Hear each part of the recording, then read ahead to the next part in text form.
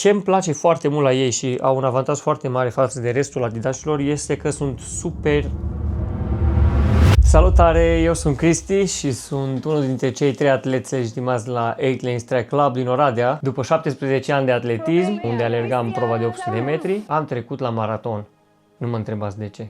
Primul meu maraton a fost cel de la Roma, în martie anul trecut, unde am alergat 2 ore și 49 de minute și a decurs cam așa. Bravo! Facă mare 500!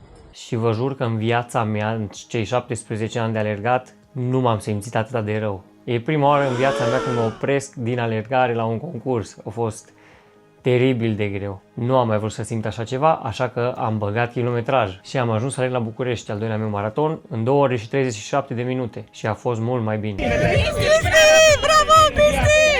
Pentru că am așa un kilometraj mare, am nevoie și de mulți Adidas pentru care am testat o grămadă de perechi. Vă prezint rotația mea de Adidas pentru maraton. Pentru alergări foarte tari și concursuri folosesc ASICS Metaspeed Edge. Pentru antrenamentele tari folosesc ASICS Metaspeed Sky. Pentru tempouri și fartlecuri folosesc ASICS Sonic Blast. Pentru alergări ușoare alternez între New Balance Rebel V5, ASICS Nova Blast 5 Trail și ASICS Gel Nimbus 27. Începem cu ASICS Gel Nimbus 27. Sunt cea mai nouă achiziție a mea, sunt pentru alergările ușoare. Nu m-am înțeles atât de bine cu ei la început. Mi se pare un pic rigizi și s-au lăsat foarte greu. Am 150 de km momentan în ei alergați și acum încep să îmi placă cum se simt. Dar am fost dezamăgit inițial. Așa arată ei după 150 de km.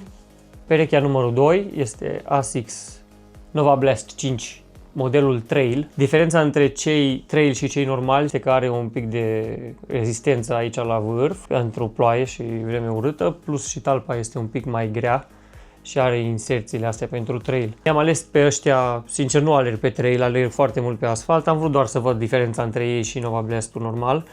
Țin să menționez că Nova Blast 5 este perechea mea preferată până acum.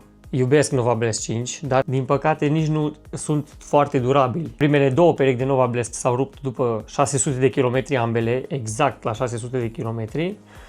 În ăștia cred că am momentan aproape de 300, din cauza că am mai mulți în care pot să fac rotație, nu îi uzez atât de tare, dar vă zic sincer, mi-e dor de Nova Blast-ul normal și cel mai probabil o să-mi iau o pereche. Asta este New Balance Rebel V5.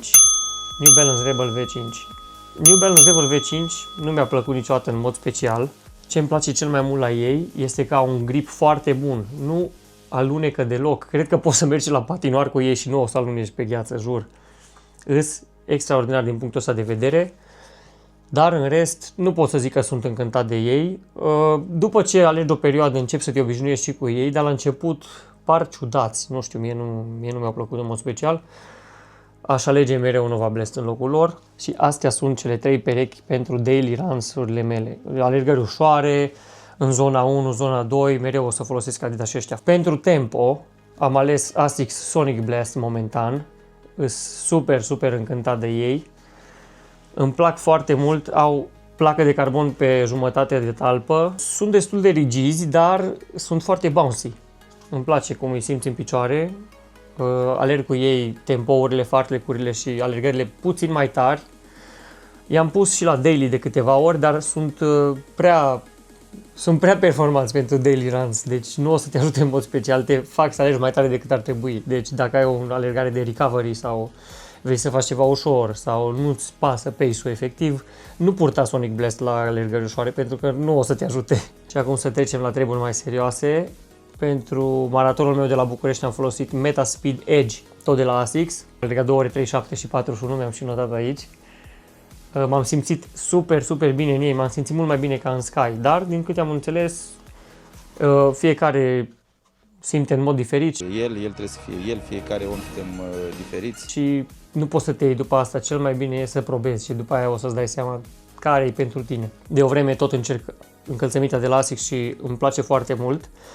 Dar țin să spun că ei au 2 modele de Metaspeed pentru maratoane și acelea sunt Sky și Edge.